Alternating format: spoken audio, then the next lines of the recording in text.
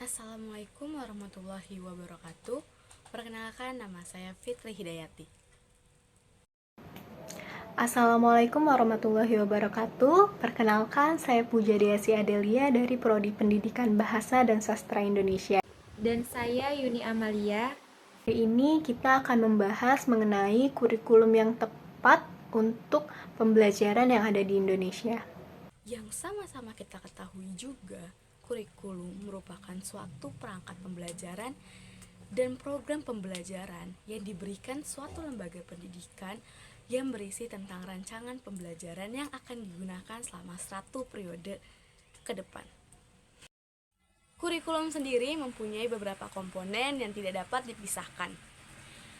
Kurikulum mempunyai 5 komponen lebih tepatnya, yaitu ada tujuan, yang kedua ada materi, yang ketiga ada strategi pembelajaran, yang keempat ada organisasi, yang kelima ada evaluasi.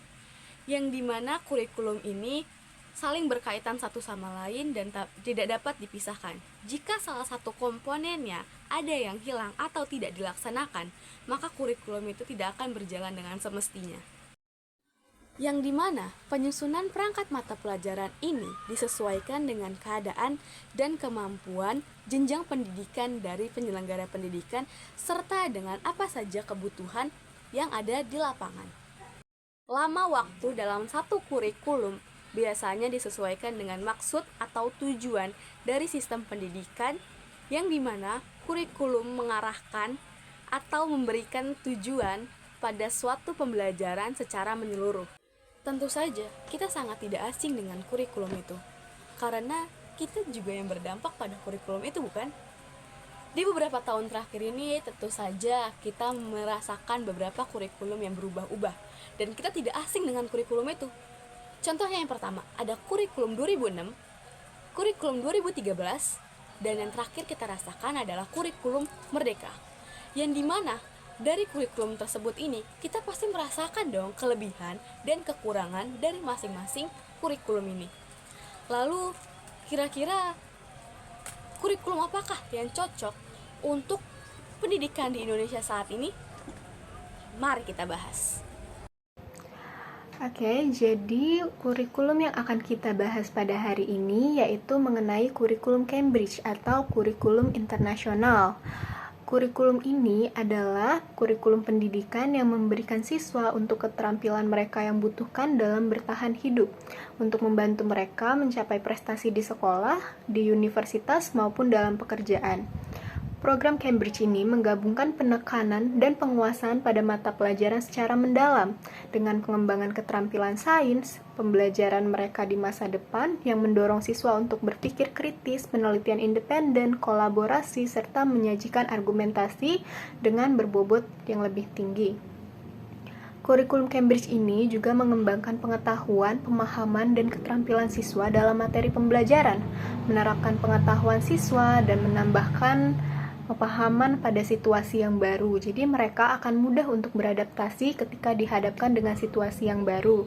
Kemudian, kurikulum ini juga menyajikan pertanyaan intelektual, fleksibilitas, dan tingkat respon terhadap perubahan yang lebih tinggi.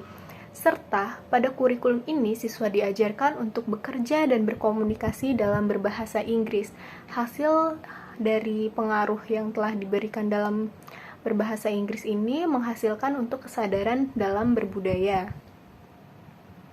Kemudian, perkembangan dan perbedaan yang sangat menonjol dengan kurikulum ini daripada kurikulum nasional adalah pada sistem pembelajarannya.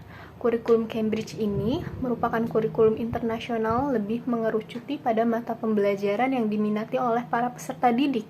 Sedangkan pada sistem pembelajaran di kurikulum Indonesia lebih menyamaratakan jenis mata pelajaran pada semua anak. Kurikulum Cambridge dapat mengembangkan siswa dalam menjawab soal HOTS.